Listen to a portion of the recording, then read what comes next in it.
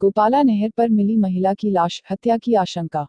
मुरैना संवाददाता। कुगली थाना क्षेत्र के गोपाला नहर पर एक महिला की लाश मिली है। मृतक महिला का नाम पूजा उर्फ रुक्मिणी है। मृतका रतनपुर कोठीभार थाना क्षेत्र के रहने वाले दीपक पांडेय उर्फ राम अयोध्या पांडेय की पत्नी है। उसकी हत्या चाकू जैसे किसी धारदार हथियार से करने की आशंका जताई जा रही है। पति के अनुसार दंपति लेहदा देवी मंदिर से बाइक से अपने पुत्र का बाल चढ़ाकर पूजा करके आ रहे थे। परसा गीदही गांव के सामने नहर पर दीपक पांडेय के ऊपर उसके पहले शादी के पत्नी और ससुराल वालों ने हमला कर दिया। दीपक की दूसरी पत्नी पूजा उर्फ रुक्मिणी पुत्री उमेश चंद्र देह निवासी परसा गिदही की मौत हो गई, जबकि दीपक पांडेय बुरी तरह से घायल है। उसका इलाज मेडिकल कॉलेज में चल रहा है। दीपक पांडेय की पहली शादी हराकपुरा टोला सोनबरसा में रमलखन पांडेय की पुत्री अर्चना से हुई थी। सिसवा शिकारपुर नहर पर मृतका के सिर पर किसी कुंद हथियार से हमला किया गया है, जो बुरी तरह से घायल होने के कारण सदर अस्पताल महाराजगंज में दम तोड़ दी है। दीपक पांडेय के पेट में चाकू से हमला किया गया है। मृतका की उम्र 21 साल है। घटना से गांव की दूरी लगभग 1 किलोमीटर है। मृतका का एक पुत्र है जो 13 महीने का है। दीपक की पहली पत्नी से एक पुत्र है, जिसकी उम्र 3 साल है। मृतका के पिता उमेश पांडेय की तहर पर पुलिस मुकदमा दर्ज कर मामले की जांच में आवश्यक कार्यवाही कर रही है।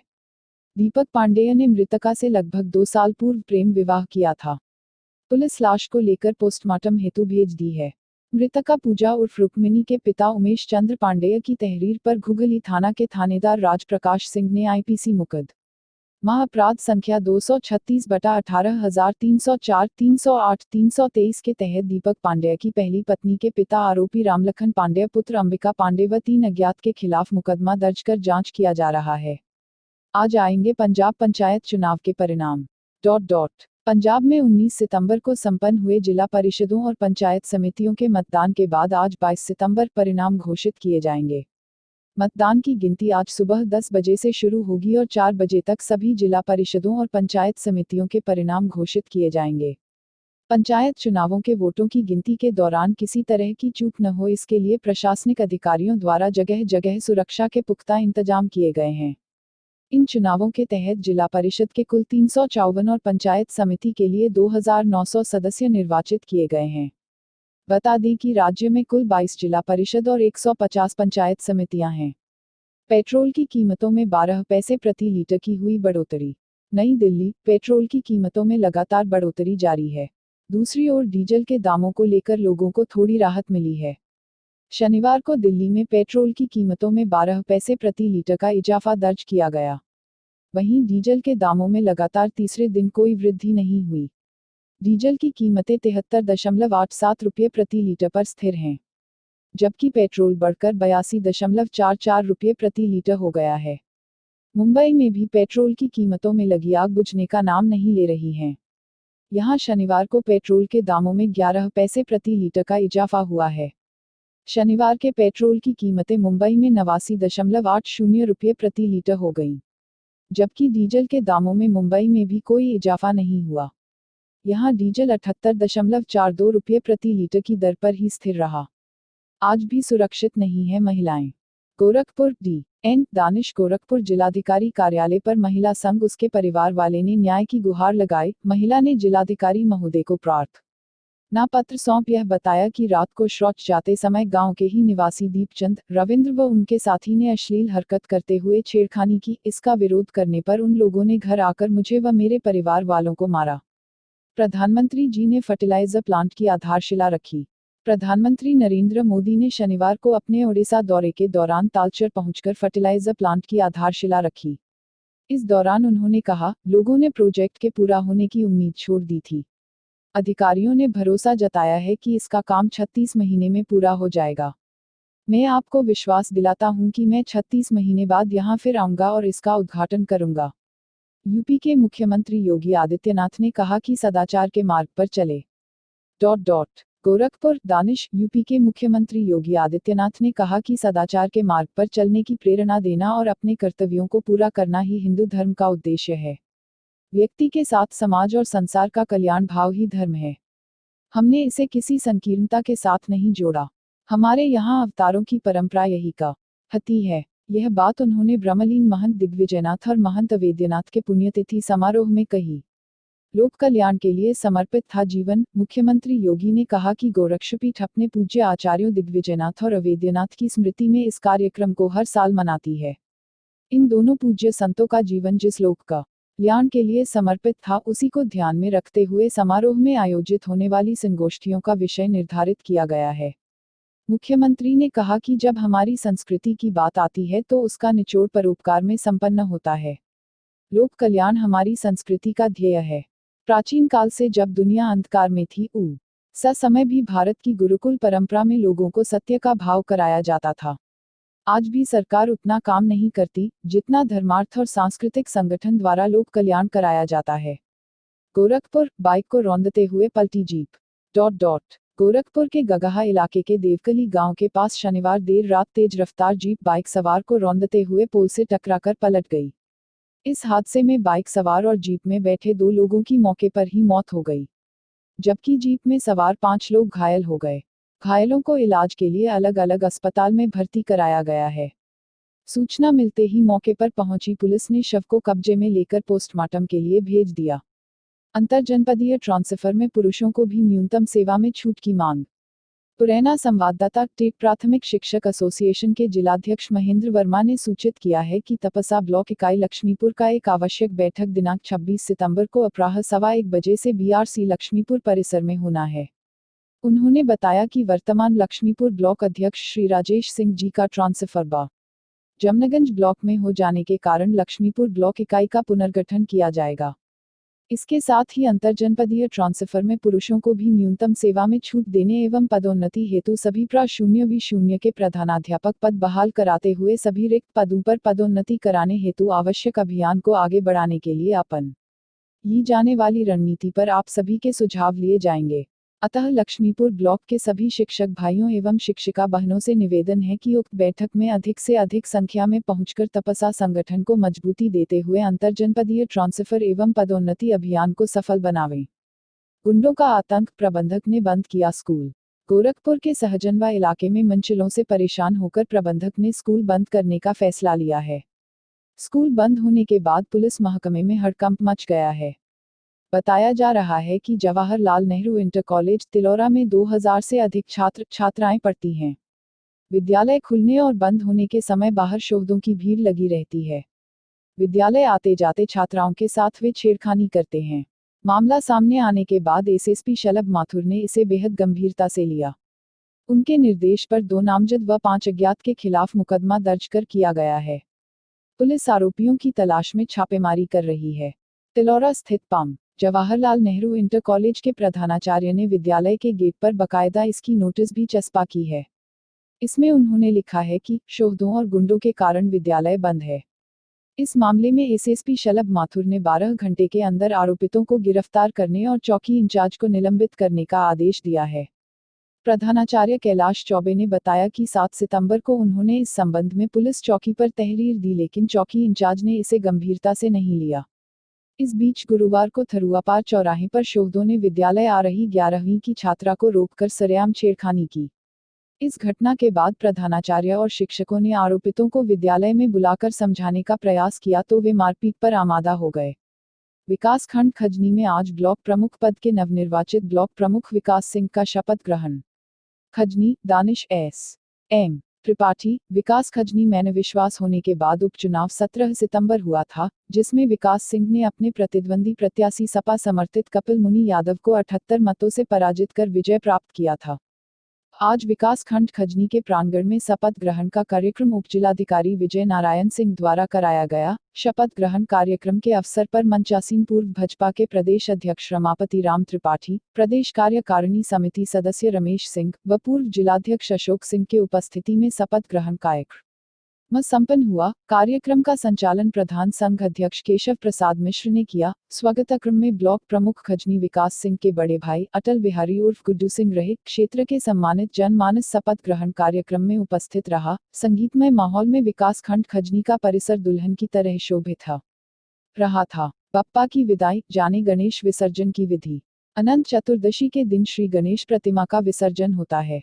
10 दिन तक घर में विराजने के बाद गणपति अपने घर वापस चले जाते हैं और पुनः अगले वर्ष गणेश चतुर्थी के दिन घरों में आ जाते हैं। सर्वप्रथम गणेश जी की प्रतिमा को उठाने के पहले उनकी विधिवत पूजा की जाती है। पुष्प का अर्पण होता है, मोदक का भोग लगता है, दूर्वा चढ़ाई जाती है। उसके बाद भगवान गणेश जी की दिव्य आरती होती है और फिर उनको अबीर और गुलाल के साथ विदाई गीत गाते हुए विदा किया जाता है। 10 दिन तक भक्तों का कल्याण करने वाले और संकटों का नाश करने वाले विघ्नहर्ता विनायक के विदा होने के अवसर पर भक्तों के नेत्रों में अश्रु भी होते हैं और जुबान पर सुंदर गीत भी होते हैं। मोदी सरकार को सार्वजनिक बहस कराने की रविवार को चुनौती। दिल्ली के मुख्यमंत्री अरविंद केजरीवाल ने केंद्र की मोदी सरकार और राष्ट्रीय राजधानी की आप सरकार के प्रदर्शन पर सार्वजनिक बहस कराने की रविवार को चुनौती दी। बीजेपी के अध्यक्ष अमित शाह पर हमला बोलते हुए दिल्ली के मुख्यमंत्री अरविंद केजरीवाल ने केंद्र की मोदी सरकार और राष्ट्रीय राजधानी की आप सरकार के प्रदर्शन पर सार्वजनिक बहस कराने की रविवार को चुनौती दी। इससे पहले शाह ने स्थानीय रामलीला मैदान में दिन में केजरीवाल पर आरोप लगाया था कि उन्होंने अपने 3.5 साल के शासन के दौरान दिल्ली को विकास से वंचित रखा। दिल्ली के मुख्यमंत्री ने भाजपा नेता के इसी आरोप के उत्तर में उन्हें बहस की चुनौती दी है।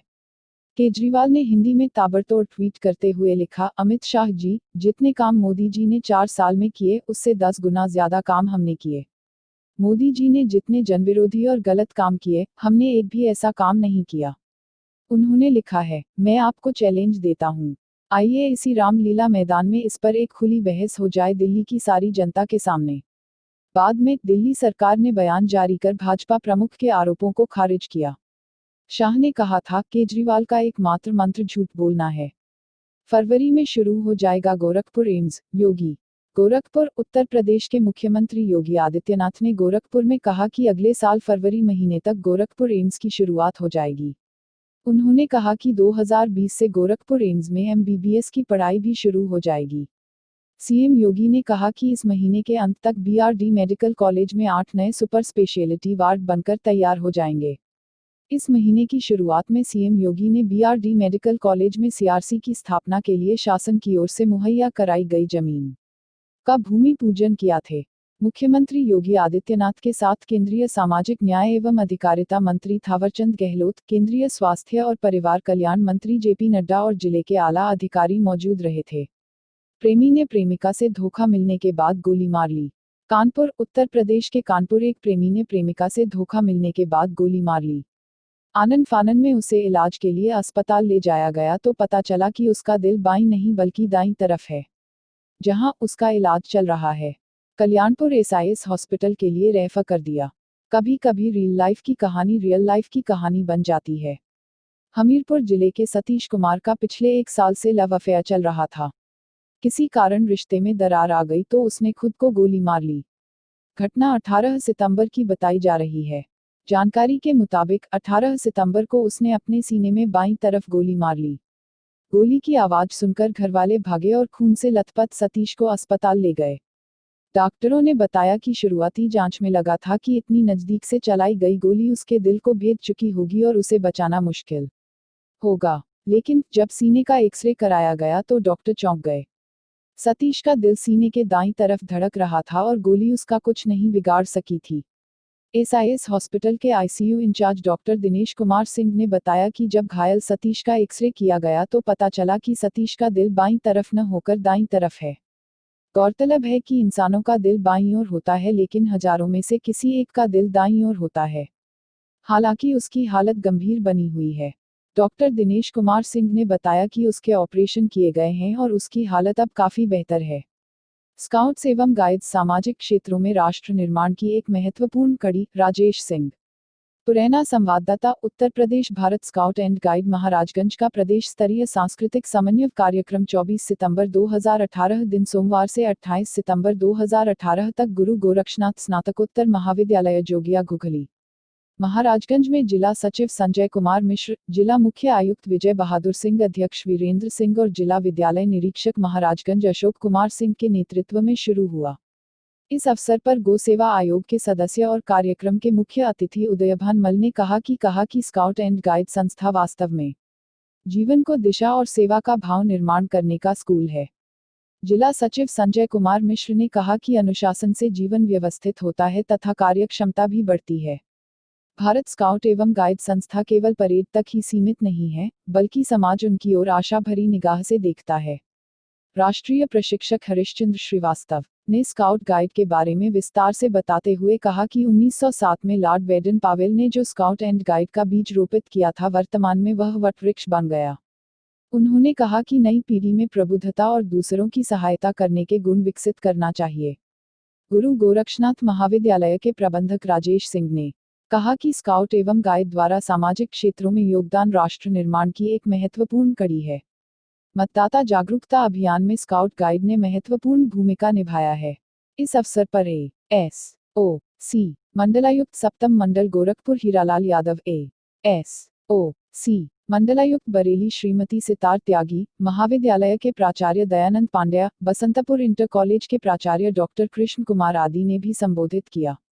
इस अवसर पर पूरे प्रदेश से आए स्काउट्स एंड गाइड्स ने मनमोहक झांकियां और कार्यक्रम प्रस्तुत कर विविधता में एकता का संदेश दिया।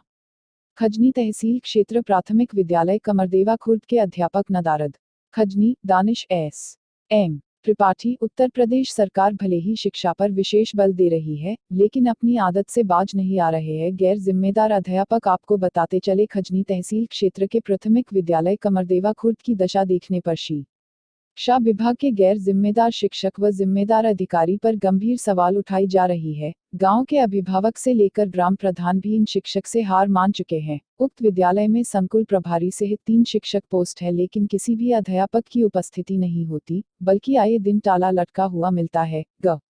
ग्राम प्रधान विभूति सिंह यादव ने बताया, मैं 3 दिनों से बच्चों के लिए दूध व फल लेकर जाता हूं, ताला लटके देख इंजार कर वापस आ जाता। वही प्रधान के पुत्र हरिवंश यादव ने कहा, कमरदेवा खुर्द विद्यालय की दशा का वर्णन बेसिक शिक्षा अधिकारी से भी कर चुका, लेकिन अभी तक हाल वही है, शिक्षक सुधरने के मोड़ में नहीं है।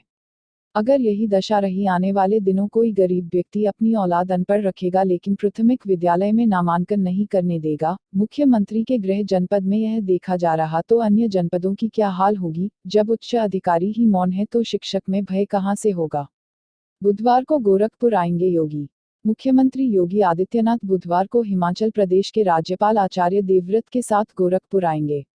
युग पुरुष ब्रह्मलीन महंत दिग्विजयनाथ की 49वीं एवं राष्ट्रसंत ब्रह्मलीन महंत अवेद्यनाथ की चतुर्थ पुण्यतिथि पर आयोजित सम्मेलन में बुधवार को हिमाचल प्रदेश के राज्यपाल आचार्य देवव्रत एवं मुख्यमंत्री योगी आदित्यनाथ पुण्यतिथि सप्ताह के अंतर्गत सामयिक विषयों पर चल रहे सम्मेलन को संबोधित करेंगे।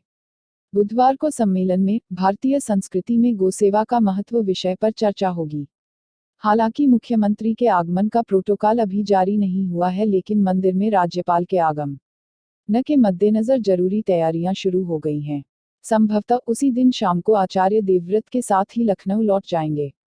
डॉक्टर कफील भाई समेत गिरफ्तार। दूसरे की फोटो का इस्तेमाल कर बैंक अकाउंट खोलने के मामले में पुलिस ने रविवार को डॉक्टर कफील खान और उनके बड़े भाई अदील को गिरफ्तार किया। आरोप है कि इस अकाउंट से करीब 2 करोड़ रुपए का लेनदेन किया गया था।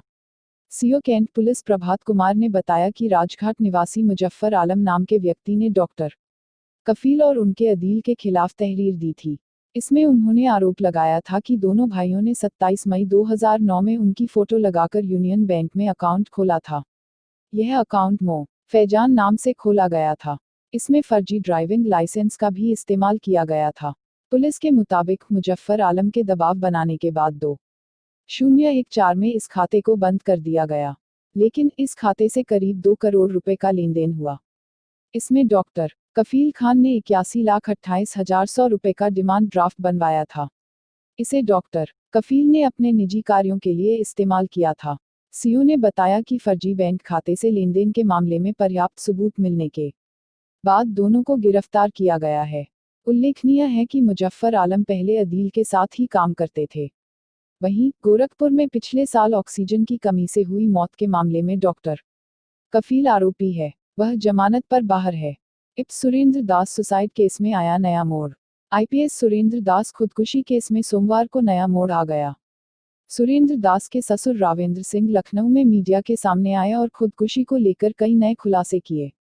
सिंह ने दावा किया कि आईपीएस सुरेंद्र दास अपने भाई, भाभी, मां और बहनों की वजह से तनाव में रहते थे, जिसकी वजह से उन्होंने ये कदम उठाया। उन्होंने सुरेंद्र दास द्वारा अपनी पत्नी रवीना को भेजा गया ईमेल और कई कॉल रिकॉर्डिंग को सामने रखा। सुरेंद्र दास के ससुर रावेंद्र सिंह ने बताया कि उनकी बेटी के साथ सुरेंद्र दास की यह दूसरी शादी थी। इससे पहले मोनिका नाम की एक महिला के साथ उनकी शादी हुई थी। उन्होंने दावा किया कि फोन पर परिवार से वो जब भी बातें करते थे, परिवार के कई सदस्य हमेशा पैसों के लिए दबाव बनाते थे। आईपीएस सुरेंद्र दास खुद अपनी पत्नी को ये कॉल रिकॉर्डिंग देते थे। कॉल रिकॉर्डिंग में दावा किया गया है कि परिवार के लोग हमेशा पैसे की डिमांड करते थे, जिसकी वजह से आईपीएस तनाव में रहते थे। उन्होंने आरोप लगाते हुए कहा कि पहली शादी के टूटने के पीछे का कारण उनकी मां इंदु, भाई नरेंद्र और भाभी नेहा हैं। उन्होंने बताया कि 22 जुलाई को सुरेंद्र दास ने पत्नी रवीना को एक ईमेल भेजा। ईमेल में भी आईपीएस सुरेंद्र दास ने जान देने की बात का जिक्र किया था।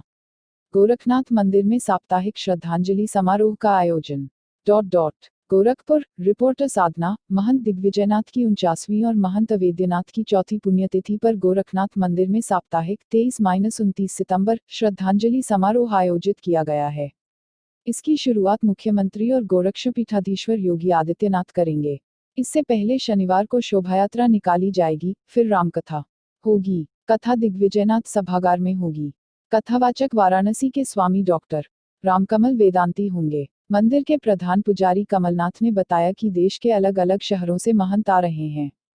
इनमें जगतगुरु शंकराचार्य स्वामी वासुदेवानंद सरस्वती, स्वामी रामानुजाचार्य, स्वामी वासुदेवाचार्य, रामानुजाचार्य, स्वामी हंसदेवाचार्य, परमार्थ आश्रम के स्वामी चिन्मयानंद महाराज, स्वामी गोपाल, महंत श्यामदास, महंत नारायण गिरी, स्वामी विद्या चैतन्य, महंत सुरेंद्र नाथ, डॉक्टर राम विलासदास वेदांती, महंत शिवनाथ और ब्रह्मचारी दास लाल प्रमुख हैं। जो श्रद्धालु समारोह में शामिल होने गोरखनाथ मंदिर आना चाहेंगे, उनके लिए Lal Digi, Munshi Premchand park, engineering college, Geeta garden और महेसरा से निःशुल्क बस की व्यवस्था की गई है। हिमाचल प्रदेश के राज्यपाल आचार्य देवव्रत भी कार्यक्रम में हिस्सा लेंगे। राफेल खरीद मामले में सरकार ने दी गलत जानकारी, आम आदमी पार्टी। नई दिल्ली, आपने राफेल लड़ाकू विमान की खरीद मामले में केंद्रीय रक्षा राज्य मंत्री सुभाष भामरे पर संसद में गलत जानकारी देने का आरोप लगाते हुए राफेल सौदे में 36,000 करोड़ रुपए का घोटाला होने का आरोप लगाया है।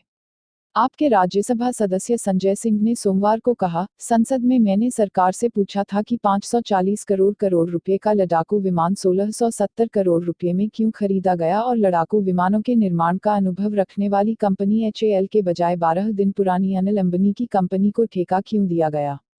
सिंह ने फ्रांस के पूर्व राष्ट्रपति फ्रांसवा ओलांद के हाल ही के बयान का हवाला देते हुए कहा कि उनके द्वारा उठाया गया सवाल सही साबित हुआ है। ओलांद ने कहा था कि भारत सरकार की सहमति से रिलायंस को इस सौदे में साझेदार बनाया गया है।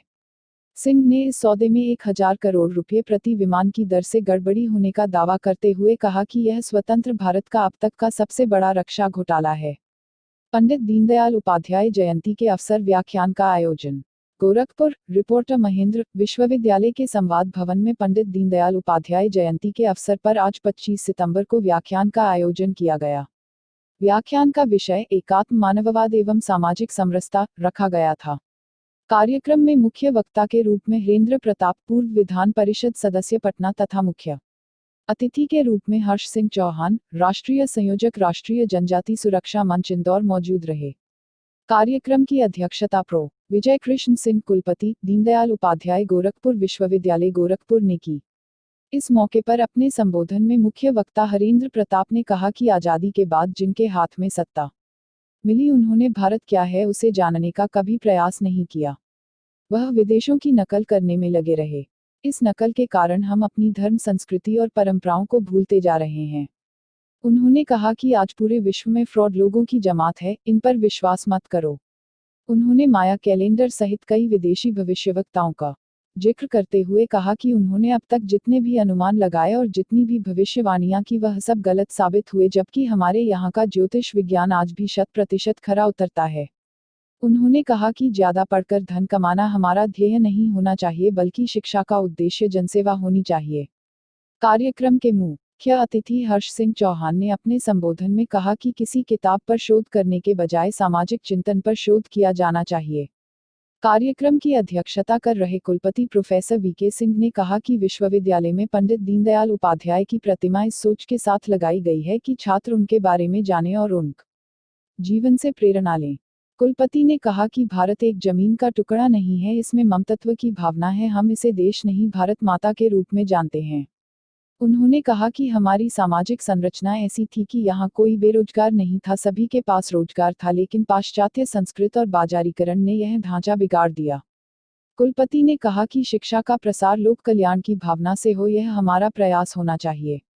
इस मौके पर प्रो नरेश प्रसाद भोक्ता, निदेशक दीनदयाल उपाध्याय गोरखपुर विश्वविद्यालय गोरखपुर, सदस्य प्रो संजीत कुमार गुप्ता, प्रतिकुलपति pro S K Dixit, pro Shobha Gaur, pro Sunita Dubey सहित अन्य गुरुजन एवं छात्र छात्राएं मौजूद रहीं। इससे पूर्व दीनदयाल उपाध्याय शोध पीठ के निदेशक प्रोफेसर एनपी भोक्ता ने अतिथियों का स्वागत करते हुए दीनदयाल शोध पीठ के क्रियाकलापों के बारे में विस्तार से जानकारी दी। उन्होंने कहा कि शोधार्थियों के लिए शोध पीठ सुबह से शाम तक खुला रहता है। शोधार्थी यहां आकर वह शोध सामग्री प्राप्त कर सकते हैं। इससे पूर्व दीनदयाल उपाध्याय शोध पीठ द्वारा विश्वविद्यालय के प्रशासनिक भवन स्थित पंडित दीनदयाल उपाध्याय की प्रतिमा पर माल्यार्पण किया गया। इस अवसर पर कुलपति प्रोफेसर वीके सिंह, वित्त अधिकारी, कुलसचिव, अधिष्ठाता छ कल्याण, शिक्षक संघ अध्यक्ष, दीनदयाल उपाध्याय शोध पीठ के निदेशक प्रोफेसर एनपी भोक्ता, विभिन्न संकायों के अध्यक्ष, विभागाध्यक्ष सहित अन्य गणमान्य लोग मौजूद रहे। श्री गोरखनाथ मंदिर में संगोष्ठी गोरखपुर 25 सितंबर। रिपोर्टर महेंद्र। गोरखनाथ मंदिर में युगपुरुष ब्रह्मलीन महंत दिग्विजयनाथ जी महाराज की 49वीं पुण्यतिथि एवं ब्रह्मलीन महंत वेद्यनाथ जी महाराज की चतुर्थ पुण्यतिथि समारोह के अंतर्गत सामाजिक समरसता भारतीय संस्कृति का प्राण है। संगोष्ठी में मुख्य वक्ता जनजाति सुरक्षा मंच का राष्ट्रीय संयोजक डा. हर्ष सिंह चौहान ने कहा कि देश की सभी समस्याओं के समाधान का मूल सामाजिक समरसता में निहित है। हम उस आध्यात्मिक संस्कृति के वारिस हैं जिसने कण कण में परमात्मा का वास तथा सभी प्राणियों में उसी परमात्मा का अंश माना है। ऐसे में जातिवाद, प्रांतवाद, भाषावाद सहित नारी पुरुष, अमीर गरीब, ऊंच नीच जैसे भेदभाव हमारी संस्कृति का हिस्सा नहीं हो सकता। हम समरसता की शिक्षा परिवार से ही सीखते हैं। सामाजिक समरसता में ही हमारी संस्कृति का प्राण बसता है। सामाजिक समरसता के बगैर भारतीय संस्कृति अधूरी एवं मृतप्राय है। वनवासियों, गृहवासियों से हमें सामाजिक समरसता का मंत्र सीखना होगा। वनवासियों, गृहवासियों में आज भारत की सांस्कृतिक परंपरा जीवित है और वहाँ समाज का हर व्यक्ति एक दूसरे का पूरक है। विशिष्ट वक्ता दीनदयाल उपाध्याय गोरखपुर विश्वविद्यालय गोरखपुर के शिक्षाशास्त्र विभाग की प्रो शोभा गौड़ ने कहा कि राष्ट्रीय एकता, अखंडता और आधुनिक भारत के निर्माण हेतु आवश्यक है समरस अथवा छुआछूत विहीन समाज की रचना। गुरु गोरक्षनाथ ने छुआछूत के खिलाफ हजारों वर्ष पहले सामाजिक क्रांति का उद्घोष किया था। आज भी गोरक्षपीठ सामाजिक क्रांति की उस परंपरा को आगे बढ़ाने में लगी हुई है। भेदभाव और छुआछूत भारत की संस्कृति नहीं, विकृति है। उन्होंने आगे कहा कि हर देश का एक राष्ट्रीय समाज होता है। भारत का राष्ट्रीय समाज हिंदू समाज है। राष्ट्रीय समाज जब कमजोर होता है तो राष्ट्र कमजोर होता है। राष्ट्र समाज का जब पतन होता है तो राष्ट्र का पतन होता है। भारत की गुलामी और पतन के लिए बाह्य एवं विदेशी ताकतें जितनी जिम्मेवार है उससे कम जिम्मेवार हिंदू समाज की रूढ़िगत व्यवस्था नहीं है। मुझे मत छुओ अर्थात छुआछूत की भावना से भारत का राष्ट्रीय समाज कमजोर हुआ। हमारे धर्माचार्यों ने सामाजिक समरसता के निरंतर प्रयास किए हैं। S0C0 S0 T0 एक्ट का जबरदस्त विरोध प्रदर्शन अखिल हिंदू ब्राह्मण महासभा महाराजगंज ब्यूरो अखिल हिंदू ब्राह्मण महासभा महाराजगंज ने मांग की है कि एक्ट वापस लिया जाए। साथ ही दलित आयोग, पिछड़ा आयोग, महिला आयोग, अल्पसंख्यक आयोग की तरह सवर्ण आयोग भी गठित हो। उन्होंने बताया कि उनका ये धरना प्रदर्शन SC/ST एक्ट के खिलाफ है। हमारी मांग है कि सरकार को इस काले कानून को वापस लेना चाहिए। हम हिंदू हैं, हिंदू ही रहने दीजिए, जातियों में हमें मत बांटिए। उत्तर प्रदेश में तमाम संगठन और लोग अपने अपने ढंग से लगातार SC/ST एक्ट के खिलाफ प्रदर्शन कर रहे हैं। सभी का रोष सबसे ज्यादा राजनेताओं के खिलाफ है। कानपुर में पिछले दिनों एक युवक अकेले ही अनशन पर बैठ गया। 24 घंटे बाद किसी तरह से लोगों ने समझा बुझाकर उसका अनशन समाप्त कराया। वहीं बाराबंकी में तो एक गांव में बाकायदा पोस्टर लगाकर सवर्ण समाज ने ऐलान कर दिया कि कृपया इस गांव में वोट मांगकर शर्मिंदा न करें। पेट्रोल के दाम 14 पैसे प्रति लीटर बढ़े, पेट्रोल हुआ 90 रुपए के पार। नई दिल्ली, ब्यूरो, मुंबई में बुधवार को पेट्रोल के दाम 90.22 रुपये प्रति लीटर पर पहुंच गए। तेल कंपनियों ने इसकी कीमत में 14 पैसे की बढ़ोतरी की है।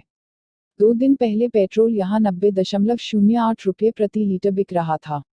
रुपये में गिरावट और अंतर्राष्ट्रीय स्तर पर कच्चे तेल के दाम बढ़ने से देश भर में वाहन ईंधन के दाम अपने सर्वकालिक उच्च स्तर पर पहुंच गए हैं। सार्वजनिक क्षेत्र की कंपनियों की मूल्य अधिसूचना के अनुसार बुधवार को पेट्रोल के दाम में 14 पैसे प्रति लीटर बढ़ाए गए हैं। इस बढ़ोतरी के बाद दिल्ली में पेट्रोल बुधवार को 82.86 रुपये प्रति लीटर हो गया, जो सोमवार को 82.72 रुपये प्रति लीटर पर था। वहीं डीजल सोमवार को 74.02 रुपये प्रति लीटर पर पहुंच गया है। मुंबई में सोमवार को पेट्रोल पहली बार 90 रुपये लीटर के आंकड़े के पार गया है। शहर में इंडियन ऑयल कॉरपोरेशन के पेट्रोल पंपों पर पेट्रोल 90.08 रुपये प्रति लीटर बिक रहा है। वहीं हिंदुस्तान पेट्रोलियम के पंपों पर 90.17 रुपये लीटर और भारत पेट्रोलियम के पेट्रोल पंपों पर 90.14 रुपये लीटर पर पहुंच गया। समाजवादी पार्टी के नेता का विवादित बयान। लखनऊ, ब्यूरो पवनदीप श्री शून्य। उत्तर प्रदेश के बरेली में पिछले दिनों मुहर्रम के दौरान 2 पक्षों में हुए विवाद के बाद समाजवादी पार्टी के नेता वीरपाल सिंह यादव का एक वीडियो वायरल हो रहा है। इस वीडियो में पूर्व राज्यसभा सांसद वीरपाल सिंह यादव विवादित बयान देते नजर आ रहे हैं। इस वीडियो में वीरपाल उमरिया गांव के उन मुस्लिम परिवारों से मिलने गए थे जो इस विवाद के चलते जेल भेजे गए। यहां वीरपाल ने कहा कि वह तो हमेशा से कांवड़ यात्रा के विरोधी हैं। उन्होंने कहा कि कांवड़ यात्रा में ज्यादातर लोग शराब व गांजा का नशा करते हुए चलते हैं। वायरल हुए इस वीडियो में वीरपाल सिंह यादव में उन्होंने 2010 के दंगों के दौरान गिरफ्तार किए गए मौलाना तौकीर रजा की तरफदारी भी की। उन्होंने कहा कि वह पहले व्यक्ति थे जो तौकीर के साथ खड़े थे। आपको बता दें कि पिछले दिनों बरेली के कुछ गांवों में मुहर्रम के जुलूस के दौरान विवाद हुआ था। राफेल डील पर फ्रांस के राष्ट्रपति ने कहा। फ्रांस के राष्ट्रपति इमैनुअल मैक्रों ने राफेल डील के विवाद पर सीधे जवाब देने से परहेज किया और कहा कि जब भारत और फ्रांस के बीच 36 विमानों के लिए लाखों डॉलर के सौदे पर हस्ताक्षर हुए थे तब वो सत्ता में नहीं थे।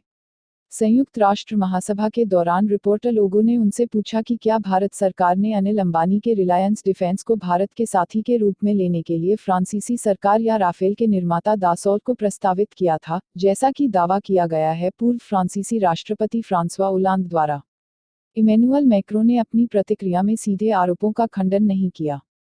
उन्होंने इस सवाल के जवाब में कहा, मैं उस समय सत्ता में नहीं था, लेकिन मुझे पता है कि हमारे नियम बहुत स्पष्ट हैं और यह सरकार से सरकार की चर्चा है और यह अनुबंध व्यापक ढांचे का हिस्सा है जो भारत और फ्रांस के बीच एक सैन्य और रक्षा गठबंधन है। गुरुजनों के खिलाफ दर्ज हुए फर्जी मुकदमे।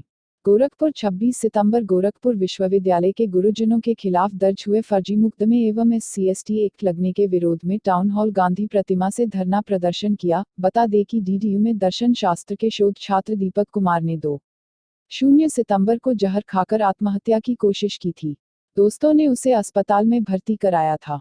दीपक ने इससे पहले 18 सितंबर को कुलपति को प्रार्थना पत्र देकर आरोप लगाया था कि दोनों शिक्षकों के भेजे गए कुछ लोगों ने उसे सुबह जाति सूचक गालियां देते हुए धमकाया था कि वह दोनों शिक्षकों के खिलाफ की गई शिकायत वापस ले। दीपक द्वारा जहर खाने की सूचना मिलते ही मुख्य नियंता प्रो गोपाल प्रसाद ने यह दीपक का आवेदन कैंट इंस्पेक्टर को इस संस्तुति के भेज दिया था कि मामले में कानूनी कार्रवाई करें। 21 सितंबर को इस तहरीर के आधार पर पुलिस ने 504 व 506 के तहत केस दर्ज कर विवेचना शुरू कर दी। इसी बीच पुलिस ने दीपक के कमरे से सुसाइड नोट भी बरामद कर लिया। DDU के चौकी इंचार्ज इसके बाद दीपक कुमार का बयान लेने मेडिकल कॉलेज पहुंचे तो उसने बयान देने से इनकार कर दिया। एक सप्ताह में 2 जोड़ी प्रेमियों की रचाई गई शादी। खजनी, दानिश S.M. त्रिपाठी। खजनी थाना परिसर में एक सप्ताह में 2 जोड़ी प्रेमियों की रचाई गई शादी। प्रेम के चक्कर में वशीभूत हुई युवती का 4 वर्षों से चल रहे प्रेम में आपसी मतभेद होने पर पड़ गई बड़ी दरार। प्रेम के जाल में फंसाकर प्रेमी 4 वर्षों से शादी का झांसा देकर प्रेम जाल में रखने वाला मामूली बातों पर विवाद कर शादी से किया इनकार। अपने प्यार पर भरोसा उठता देख युवती ने दिया था खजनी थाने लिखित तहरीर। युवती की तहरीर पर खजनी इंस्पेक्टर मनोज राय ने SI रुद्र प्रताप सिंह को प्रेमी युवक को दबोचने का दी गई जिम्मेदारी। उप निरीक्षक रुद्र प्रताप सिंह मामले को गंभीर देख अपने कर्तव्य का निर्वहन करते हुए बाहर भाग रहे प्रेमी युवक को दबोचा। आज 26 सितंबर को खजनी थाने में पहुंचा दोनों पक्ष का परिवार। लड़के ने शादी करने को लगाई गुहार, लड़की ने लगाई अपनी मुहर। मौके की स्थिति देख इंस्पेक्टर मनोज राय उम्र प्रमाण पत्र देख शादी करने की दे दी अनुमति। उपनिरीक्षक रुद्र प्रताप सिंह ने खजनी प्रांगण में स्थित हनुमान जी के मंदिर में रचा दी शादी। भाजपा के स्वच्छता अभियान में राज्य मंत्री शिव प्रताप शुक्ल। भाजपा के स्वच्छता अभियान प्रकल्प के तहत केंद्रीय वित्त राज्य मंत्री शिव प्रताप शुक्ल की अगुवाई में कार्यकर्ताओं ने बुधवार को रुस्तमपुर आजाद चौक स्थित चंद्रशेखर आजाद प्रतिमा और उसके आसपास सफाई की। इस मौके पर केंद्रीय मंत्री ने कहा कि देश को आजादी दिलाने में जिन महापुरुषों ने योगदान दिया उनको श्रद्धासुमन अर्पित करने का प्रयास सुखद है। इसके साथ ही स्वच्छता के लिए कार्यकर्ताओं द्वारा आम लोगों को प्रेरित करने का नतीजा यह हुआ है कि समाज में जागरूकता फैली है। लोग स्वच्छता को अंगीकार कर रहे हैं, उसके महत्व को समझ रहे हैं। इसका श्रेय प्रधानमंत्री नरेंद्र भाई मोदी को जाता है। कार्यक्रम में महानगर अध्यक्ष राहुल श्रीवास्तव ने कहा कि स्वच्छता के कार्यक्रम अनवरत चलते रहेंगे। भाजपा के सभी कार्यकर्ता स्वच्छता के प्रति प्रतिबद्ध हैं। कार्यक्रम में मुख्य रूप से महानगर संयोजक प्रबल प्रताप शाही, अच्युतानंद शाही, धर्मेंद्र सिंह, चंद्र प्रकाश सिंह, विनोद दुबे, देवेंद्र गौड़, पिंटू, अजय राय, देवेश श्रीवास्तव, पप्पू शुक्ला, संजीव नायक, जितेंद्र बहादुर चंद, राम मिलन यादव, शिव कुमार शर्मा, महेश मणि, सोमेश्वर पांडेय, कृष्ण मोहन शाही मौजूद थे। पत्रकारपुरम के 480 आवास पर खर्च। राप्तीनगर विस्तार आवासीय कॉलोनी में जीडीए सड़क, बिजली और सिवरेज का विकास करने जा रहा है। इस पर करीब 20 करोड़ रुपए खर्च होंगे। वहीं पत्रकारपुरम में प्रस्तावित 480 आवास पर जीडीए करीब 50 करोड़ रुपए खर्च करेगा। इन कार्यों के लिए टेंडर जारी कर दिया गया है। राप्तीनगर व स्टार आवासीय योजना में लेटलतीफी को लेकर आवंटी आक्रोशित हैं। पिछले दिनों राप्तीनगर विस्तार के आवंटियों ने जीडीए उपाध्यक्ष से मिलकर अवस्थापना सुविधाओं को लेकर मांग पत्र सौंपा था। इसके लिए जीडीए 18 करोड़ रुपए से अधिक की रकम राप्तीनगर विस्तार की अवस्थापना सुविधाओं पर खर्च करेगा। सड़क, बिजली, सिवरेज आदि कार्यों के लिए टेंडर भी जारी कर दिया गया है। 1 महीने के भीतर काम शुरू हो जाने की उम्मीद है। उधर जीडीए मानबेला में बनने वाले पत्रकारपुरम कॉलोनी के लिए भी 50 करोड़ रुपए का बजट जारी किया है। इसके लिए भी टेंडर निकाल दिया गया है। पत्रकारपुरम में 480 आवास बनाए जाने हैं। शनिवार को जीडीए अधिकारियों की बैठक में इसे लेकर सहमति बन गई थी। योजना में करीब 526 लोगों ने आवेदन किया है। लॉटरी के लिए इन घरों का आवंटन होना है। इसी तरह लंबी लड़ाई के बाद राप्तीनगर के आवंटियों को पिछले साल नवंबर में कब्जा तो दे दिया गया, मगर जीडीए अभी तक वहां सड़क, नाली, बिजली आदि मूलभूत सुविधाएं भी नहीं दे पाया था। इसकी वजह से कब्जा पाने के बाद भी आवंटी अपने घरों का निर्माण नहीं करा पा रहे थे। मुख्य अभियंता संजय कुमार सिंह का कहना है कि पत्रकारपुरम और राप्तीनगर विस्तार के लिए करीब 70 करोड़ रुपए का टेंडर जारी किया गया है। गोरखनाथ मंदिर में आयोजित भारतीय संस्कृति में गौ सेवा का महत्व। गोरखपुर, साधना, उत्तर प्रदेश। जब हमारी सरकार आई तो हमने सारे अवैध बूचड़खाने प्रदेश में बंद करवाए। दूसरे चरण में हर जनपद में एक बड़ी गौशाला का निर्माण कराने जा रहे हैं, जहां 5,000-1,000 गोवंश को रखने की व्यवस्था की जा सकेगी। यह बातें योगी आदित्यनाथ, ब्रह्मलीन महंत दिग्विजय नाथ और महंत अवेद्यनाथ की पुण्यतिथि के अवसर पर गोरखनाथ मंदिर में आयोजित भारतीय संस्कृति में गौ सेवा का महत्व विषय अपने विचार रख रहे थे। उन्होंने कहा कि इनकी सेवा के लिए सरकार पैसा देगी। इन गो सदनों के माध्यम से हम प्रयास करें कि सरकार पर निर्भरता कम से कम हो। यूपी की 23 करोड़ की आबादी है और गोवंश की संख्या 4 करोड़ है। यदि हर व्यक्ति गायों के संरक्षण पर ध्यान दे तो इनका संरक्षण और संवर्धन दोनों हो सकेगा। गौ क्रांति से कृषि क्रांति की दिशा में क्या परिवर्तन हो सकता है, यह हमें सोचने की बात है। अपने उद्बोधन में हिमाचल प्रदेश के राज्यपाल आचार्य देवव्रत ने कहा कि गाय का दूध मनुष्य के लिए अमृत है। गाय का गोबर खेतों का लिए वरदान भी है। उन्होंने कहा कि मां के बाद गाय ही ऐसा जीव है जिसका दूध हम सभी के लिए अमृत की तरह पवित्र है। वही गाय का गोबर हमारे खेतों के लिए ऐसा वरदान है जो उसे उपजाऊ ही नहीं बनाता, बल्कि उत्पादन क्षमता को भी कई गुना बढ़ा देता है। गेट परीक्षा फार्म सुधार करने का मौका। कुछ दिन पहले Indian institute of technology (IIT) Madras ने नया नोटिफिकेशन जारी किया था, जिसमें सबसे जरूरी प्रक्रिया या कहें करेक्शन पीरियड की तारीख घोषित कर दी गई थी, जिसके अनुसार 24 सितंबर से करेक्शन चालू होने थे, लेकिन किसी कारणवश नहीं हो पाए। अब 27 सितंबर से होना तय हो गया है। उम्मीदवारों को यह जानना बहुत जरूरी है कि आखिर किस डिटेल को बदला जा सकता है और किसको नहीं। जी हाँ, फॉर्म भरते समय जो भी गलतियां आपने की थी उनको सुधारने का एक और मौका आपके पास है। 27 सितंबर 2018 को अपनी एरर या मिस्टेक को करेक्ट कर लें। प्रमोशन में आरक्षण को लेकर बसपा चुनावी मुद्दा बना सकती है। लखनऊ, ब्यूरो पवनदीप श्री शून्य। प्रमोशन में आरक्षण को लेकर सुप्रीम कोर्ट के ताज़ा फैसले को बसपा प्रमुख मायावती चुनावी मुद्दा बना सकती हैं। मायावती ने बुधवार को कहा था कि अनुसूचित जाति एवं जनजाति के कर्मचारियों को प्रमोशन में आरक्षण पर उच्चतम न्यायालय के फैसले का कुछ हद तक स्वागत है। उन्होंने कहा था कि न्यायालय ने कोई प्रतिबंध नहीं लगाया है और केंद्र एवं राज्य सरकारों से इसे लागू करने को कहा गया है। बसपा सुप्रीमो ने कहा कि राज्यों के लिए ऐसी कोई शर्त नहीं है कि वे पिछड़ेपन के आंकड़े एकत्र करें, जैसा 2006 में था। राज्यों को यह फैसला सकारात्मक रूप से लेना चाहिए। बसपा के एक नेता ने नाम उजागर नहीं करने की शर्त पर बताया कि पार्टी के लिए यह महत्वपूर्ण मुद्दा है। वह इसे संसद के भीतर और बाहर उठाती रही है। प्रमोशन में आरक्षण निश्चित तौर पर चुनावी मुद्दा बनेगा। उन्होंने कहा कि राज्यों और केंद्र को स्वतंत्रता दी गई है कि वे इसे लागू करें या नहीं। पार्टी का मानना है कि अधिकांश राज्य सरकारें इसकी अनदेखी करने को तरजीह देंगी। बसपा का पूरा प्रयास होगा कि अनुसूचित जाति एवं जनजाति के लोगों को उनके अधिकारों से वंचित न किया जा सके।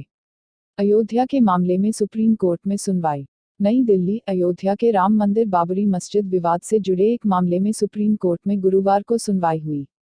3 जजों की बेंच में से सबसे पहले चीफ जस्टिस दीपक मिश्रा व जस्टिस अशोक भूषण ने संयुक्त फैसला सुनाया। चीफ जस्टिस और जस्टिस भूषण के बाद जस्टिस अब्दुल नजीर ने उनके फैसले पर असहमति जताई।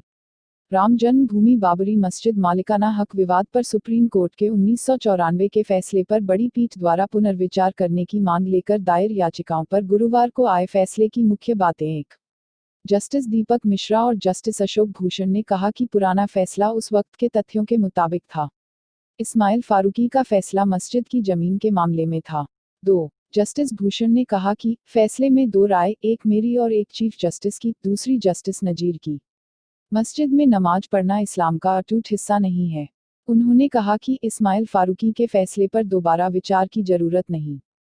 3. जस्टिस भूषण ने कहा कि पूरे मामले को बड़ी बेंच में नहीं भेजा जाएगा। इस्माइल फारूकी के फैसले पर दोबारा विचार की जरूरत नहीं। साथ ही सुप्रीम कोर्ट ने कहा कि 29 अक्टूबर से राम मंदिर मामले पर सुनवाई शुरू होगी। भारतीय जनता पार्टी पीपीगंज मंडल संयोजकों की बैठक आयोजित। जंगल कौड़िया, रिपोर्टर ब्रिजेश त्रिपाठी। 27 सितंबर 2018 पीपीगंज नगर पंचायत कार्यालय के सभागार में भारतीय जनता पार्टी पीपीगंज मंडल के सेक्टर प्रभारी और सेक्टर संयोजकों की बैठक आयोजित हुई। बैठक में मुख्य अतिथि प्रदेश उपाध्यक्ष भारतीय जनता पार्टी उपेंद्र दत्त शुक्ला और विशिष्ट अतिथि जिला उपाध्यक्ष शेषमणि त्रिपाठी रहे। बैठक का संचालन मंडल अध्यक्ष बिंद्रासन चौधरी ने किया। प्रदेश उपाध्यक्ष बनने के बाद पहली बार पीपीगंज पहुंचे उपेंद्र दत्त शुक्ला का कार्यकर्ताओं ने जोरदार स्वागत किया। इस मौके पर नगर अध्यक्ष गंगा प्रसाद जायसवाल, मुख्यमंत्री प्रतिनिधि अमित सिंह मोनू, संगम दुबे, दिनेश सिंह, माया शंकर शिव क्ला, दिलीप पांडे, ठाकुर वर्मा, प्रशांत मिश्रा, सूरज तिवारी ब्लॉक अध्यक्ष आदि कार्यकर्ता मौजूद रहे। एड कोर्स की शेष रिक्त सीटों पर 3 अक्टूबर से प्रवेश। गोरखपुर, रिपोर्टर महेंद्र गौड़। दीनदयाल उपाध्याय गोरखपुर विश्वविद्यालय से संबद्ध डीवीएनएलटी कॉलेज, सह शिक्षा एवं सीआरडीपीजी कॉलेज केवल महिलाएं में एमएड कोर्स की शेष रिक्त सीटों पर प्रवेश हेतु उन सभी प्रवेशार्थियों को आमंत्रित किया जाता है जो विश्वविद्यालय की एमएड प्रवेश परीक्षा 2018 में सम्मिलित हुए हों। अधिष्ठाता शिक्षा संकाय प्रो एनपी भोक्ता ने बताया कि प्रवेश के लिए अभ्यर्थी दिनांक 3 अक्टूबर 2018 दिन बुधवार को प्रातः 10 बजे विश्वविद्यालय के शिक्षाशास्त्र विभाग में संपर्क कर सकते हैं। सभी अभ्यर्थियों को निर्देशित किया जाता है कि निर्धारित तिथि को 10:30 बजे से पहले विभाग में उपस्थिति सुनिश्चित करें। विस्तृत सूचनार्थ विश्वविद्यालय वेबसाइट गोरखपुर यूनिवर्सिटी इन देखें। प्राथमिक विद्यालय बिरेचा में संपन्न हुआ विद्यालय प्रबंध समिति का गठन। पुरैना संवाददाता। कुगली ब्लॉक के प्राथमिक विद्यालय बिरेचा में बुधवार को ग्रामवासियों की उपस्थिति में नई विद्यालय प्रबंधन समिति का गठन किया गया। इस अवसर पर शिक्षक डॉक्टर धनंजय मणि त्रिपाठी ने बेहतर परिणामों के लिए एसएमसी की उपयोगिता पर विस्तार से चर्चा करते हुए भविष्य में विद्यालय विकास के लिए योजनाएं और रणनीति पर चर्चा करते हुए कहा कि जो भी अभिभावक आप चुने वो जागरूक तथा प्रशिक्षित हों ताकि पूरे मन से विद्यालय की गुणवत्ता के लिए काम करें। चुने गए सदस्य स्वयं को विद्यालय की अधिक से अधिक गतिविधियों में शामिल करें, जिससे वो खुद को भी विद्यालय का भाग माने। विद्यालय के प्रधानाध्यापक यशवीर कृष्ण त्रिपाठी ने कहा कि एसएमसी के गठन का मुख्य समुदाय और विद्यालय का एकजुट होकर गुणवत्ता के लिए कार्य करना है। इस अवसर पर ग्राम प्रधान श्रीमती सुनीता देवी और सह पर्यवेक्षक मुरलीधर पटेल के पर्यवेक्षण में हुए चुनाव में मोहन को अध्यक्ष, श्रीमती एरुण निशा को उपाध्यक्ष आजाद, दिनेश कुशवाहा, उमेश अवधू, श्रीमती धर्मा देवी, उर्मिला देवी, हमीदुन निशा, अलीमुन निशा और सुनीता देवी को सदस्य चुना गया।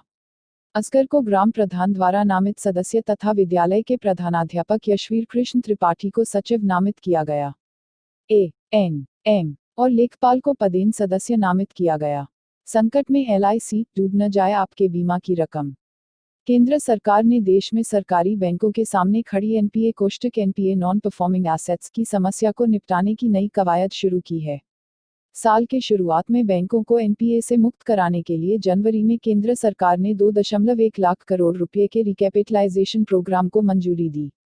वहीं अब वह सर्वाधिक एनपीए अनुपात वाले आईडीबीआई बैंक को देश की सबसे बड़ी insurance company life insurance corporation of India LIC के हवाले करने की तैयारी में है। एलआईसी में देश की अधिकांश जनता की जमा पूंजी है और वह प्रतिवर्ष अपनी बचत से हजारों लाखों रुपये निकालकर एलआईसी की पॉलिसी में डालता है।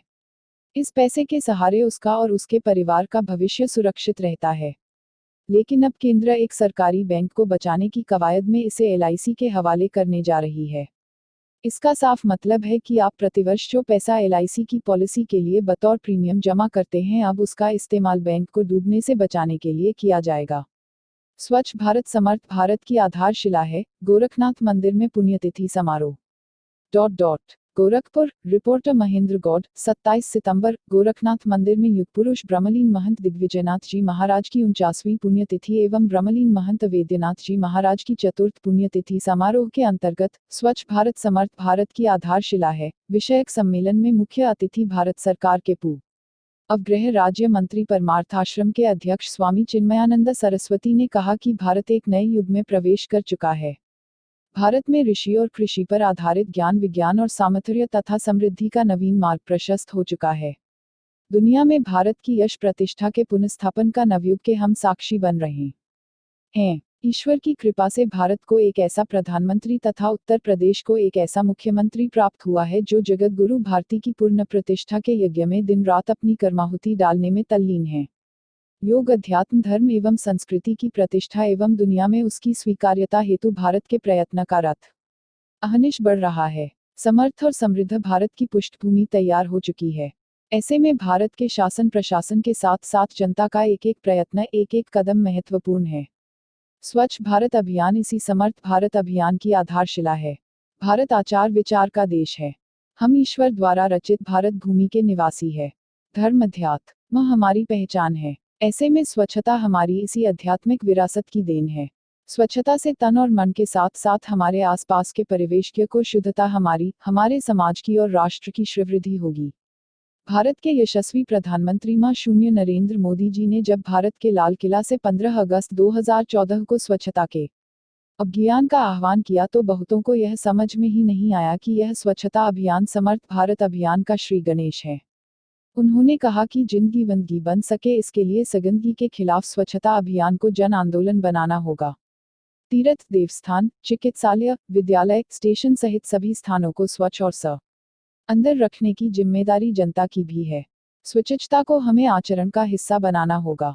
एक तरफ है घरवाली, एक तरफ बाहरवाली। धारा 497 को असंवैधानिक करार। आदमी हूँ, आदमी से प्यार करता हूँ और एक तरफ है घरवाली, एक तरफ बाहरवाली। यह दोनों गाने बड़े सटीक बैठ रहे हैं सुप्रीम कोर्ट से फैसले पर। सुप्रीम का व्यभिचार कानून को असंवैधानिक करार दिया है। इस मामले पर फैसला सुनाते हुए चीफ जस्टिस दीपक मिश्रा ने कहा कि पति पत्नी का मालिक नहीं होता है। पति पत्नी के रिश्ते की खूबसूरती होती है मैं, तुम और हम। समानता के अधिकार के तहत पति पत्नी को बराबर अधिकार है। महिला को समाज के हिसाब से चलने के लिए नहीं कहा जा सकता। इस फैसले के बाद अब दूसरे व्यक्ति की पत्नी के साथ विवाह के बाद यौन संबंध बनाना अपराध की श्रेणी में नहीं आएगा, जब तक महिला आत्महत्या के लिए मजबूर न हो जाए। आईपीसी की धारा -497 को चुनौती देने वाली याचिका पर सुनवाई के दौरान केंद्र सरकार ने कानून का समर्थन किया है। सुनवाई में केंद्र सरकार की ओर से एएसजी पिंकी आनंद ने कहा था कि अपने समाज में हो रहे विकास और बदलाव को लेकर कानून को देखना चाहिए, न कि पश्चिमी समाज के नजरिए से। क्या है धारा 497 आईपीसी की धारा 497 के तहत अगर कोई शादीशुदा पुरुष किसी शादीशुदा महिला के साथ रजामंदी से संबंध बनाता है तो उस महिला का पति एडल्टरी के नाम पर इस पुरुष के खिलाफ केस दर्ज कर सकता है, लेकिन वो अपनी पत्नी के खिलाफ किसी भी तरह की कोई कार्रवाई नहीं कर सकता है। साथ ही इस मामले में शामिल पुरुष की पत्नी भी महिला के खिलाफ कोई केस दर्ज नहीं करवा सकती है। इसमें यह भी प्रावधान है कि विवाहेतर संबंध में शामिल पुरुष के खिलाफ केवल उसकी साथी महिला का पति ही शिकायत दर्ज कर कार्रवाई करा सकता है। नगर पालिका महाराजगंज में स्वच्छता ही सेवा संकल्प अभियान जारी।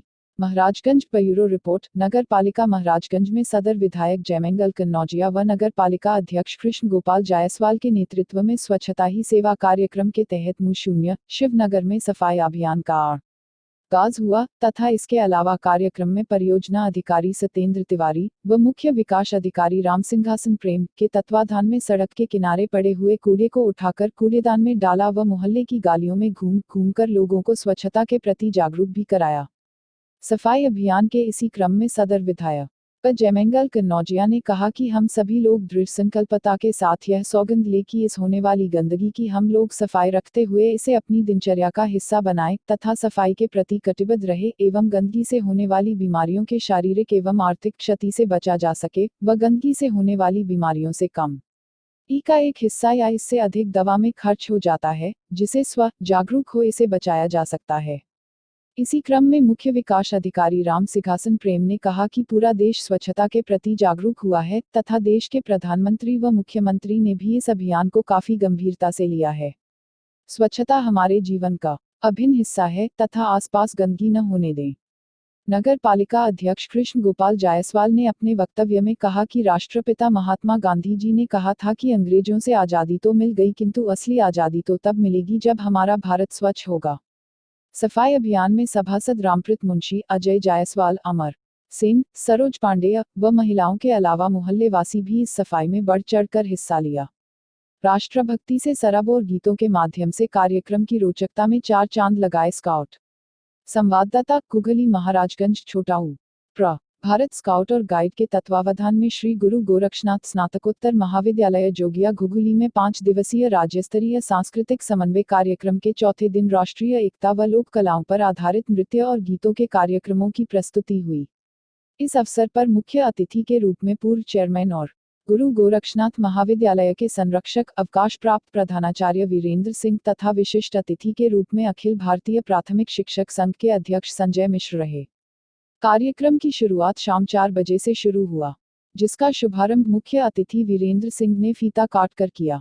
उनके साथ गुरु गोरक्षनाथ महाविद्यालय के प्रबंधक राजेश सिंह ने बच्चों के साथ विभिन्न प्रांतों के कार्यक्रमों के संबंध में बताते हुए कहा कि भारत देश विविधताओं का देश है। यहाँ बहुत से भाषा और त्योहार मनाए जाते हैं, लेकिन राष्ट्रीय एकता के लिए इन सभी के विचारों का आदान प्रदान स्काउट एंड गाइड संस्था बखूबी कर रही है। उन्होंने इस अवसर पर कार्यक्रम प्रस्तुत कर रहे बच्चों का उत्साहवर्धन भी किया। विशिष्ट अतिथि संजय मिश्र ने स्काउट्स एंड गाइड्स के उद्देश्यों पर चर्चा करते हुए कहा कि बच्चों में राष्ट्र प्रेम, आपसी सहमति, अनुशासन और बेहतर जीवन जीने के लिए स्काउट एंड गाइड्स महत्वपूर्ण भूमिका निभाता है। सरकार द्वारा प्राथमिक स्तर पर ही विद्यार्थियों को स्काउट एंड गाइड्स की ट्रेनिंग लेना अनिवार्य कर देना चाहिए।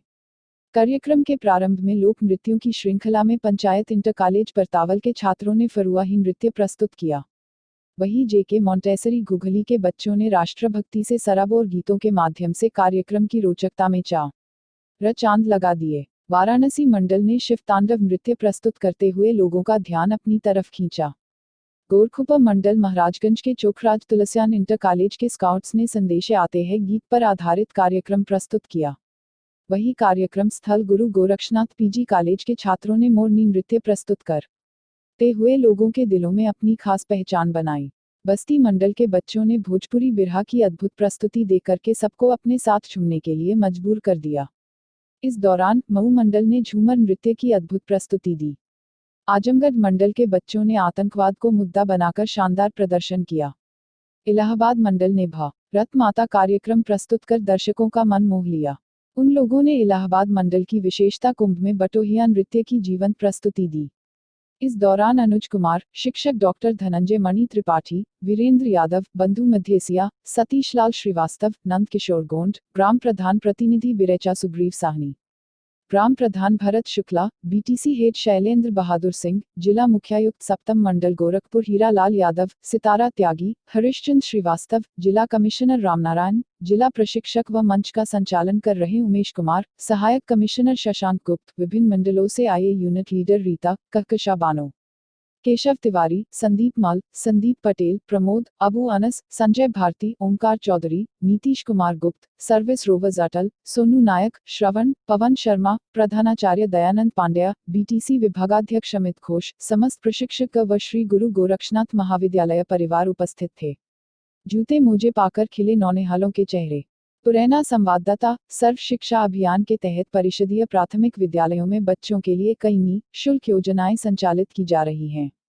ऐसे में शासन ने बच्चों की शिक्षा में रुचि और बच्चों की सुविधाओं का ध्यान रखते हुए पिछले साल की तरह इस साल भी जूता मोजा वितरण करने का फैसला लिया है। इसी क्रम में घुघली ब्लॉक के प्राथमिक विद्यालय बिरेचा में आज बच्चों को जूते मोजे का वितरण किया गया। इस अवसर पर शिक्षक डॉक्टर धनंजय मणि त्रिपाठी ने कहा कि जूते और मोजे पाकर बच्चे काफी खुश हैं। इससे इनके पैरों की सुरक्षा के साथ जाड़े में ठंड से बचाव में भी मदद मिलेगी। इस मौके पर प्रधानाध्यापक यशवीर कृष्ण त्रिपाठी ने सभी बच्चों को एक सेट जूता व 2 सेट मोजे वितरित किए।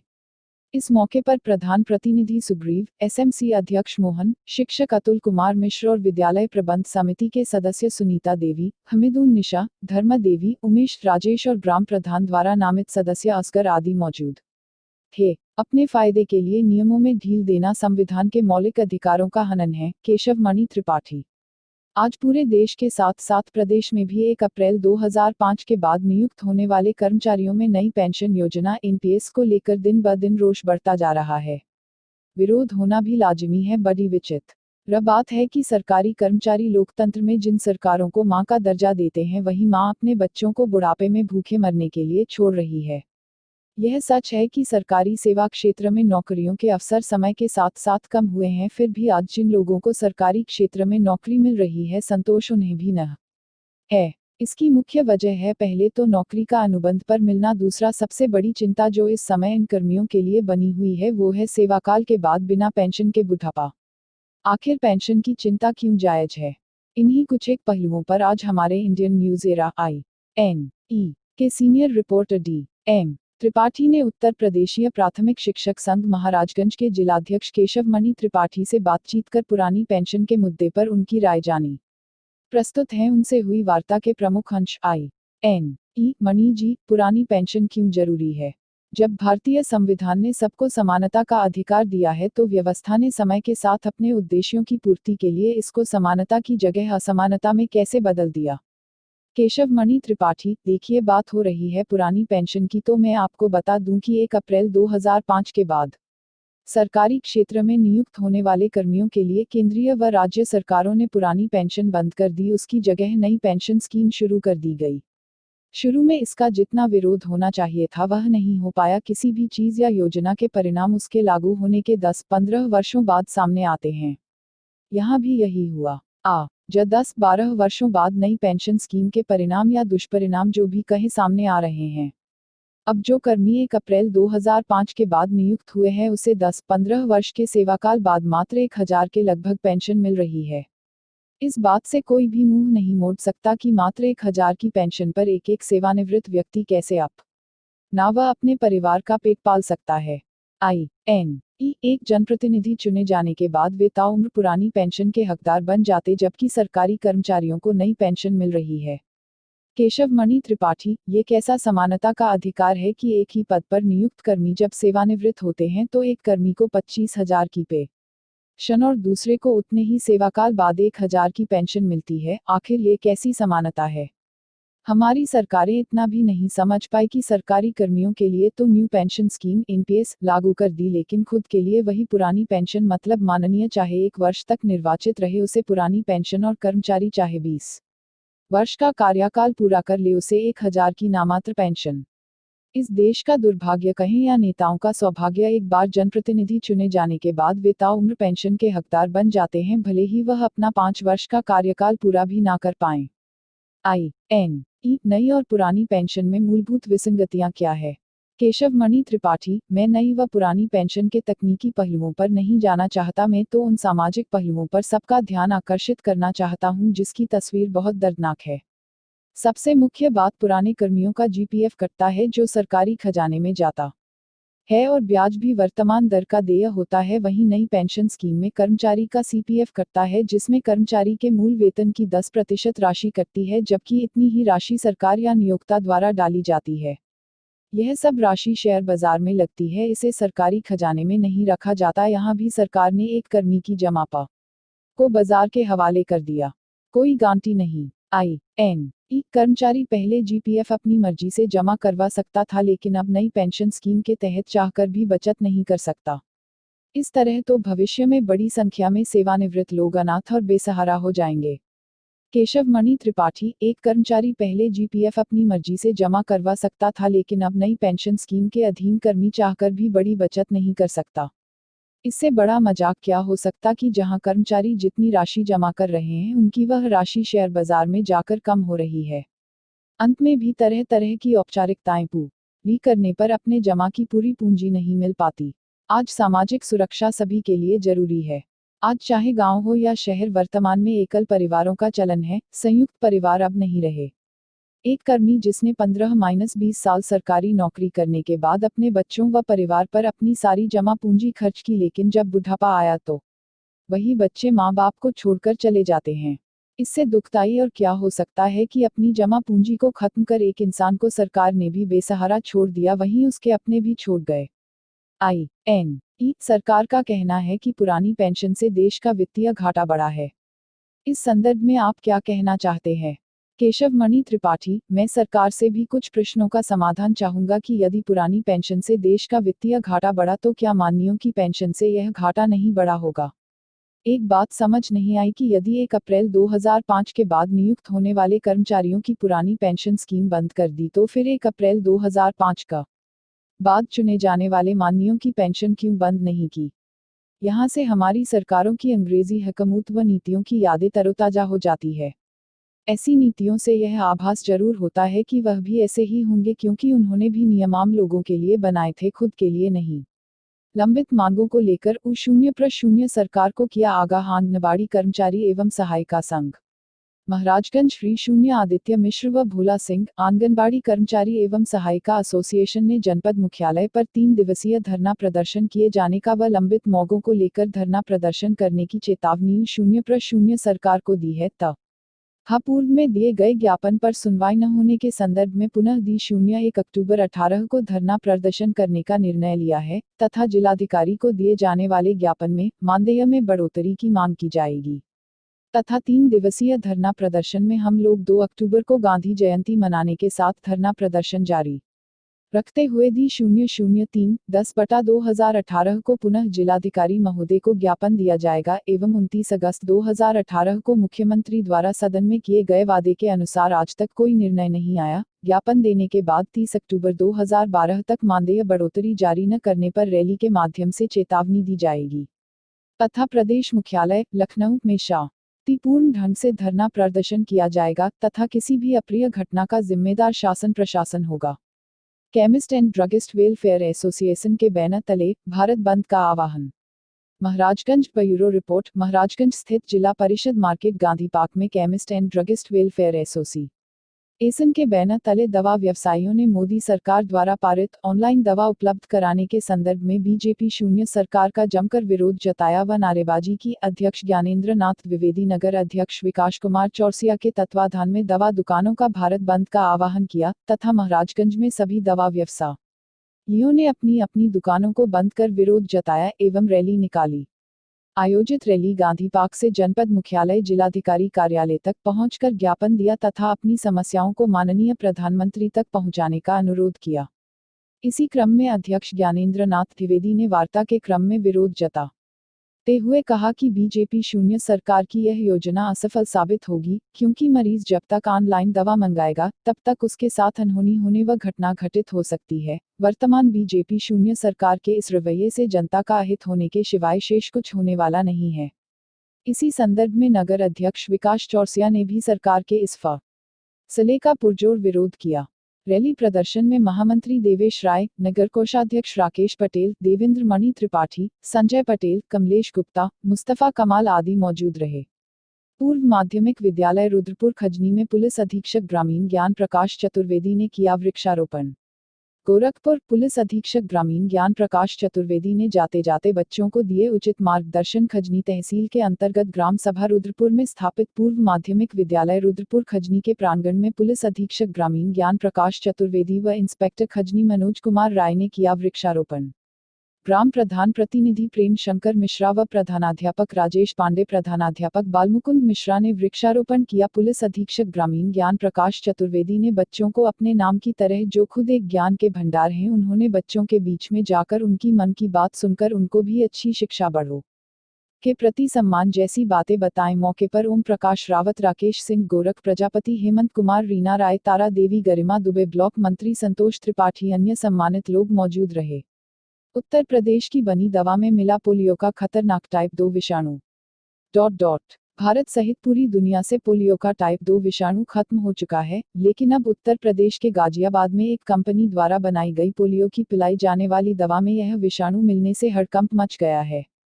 स्वास्थ्य मंत्रालय ने दवाई की कुछ खेप में पोलियो टाइप 2 विषाणु के अंश मिलने के बाद जांच के आदेश दिए हैं। वहीं कंपनी के प्रबंध निदेशक को शनिवार को गिरफ्तार कर लिया गया है।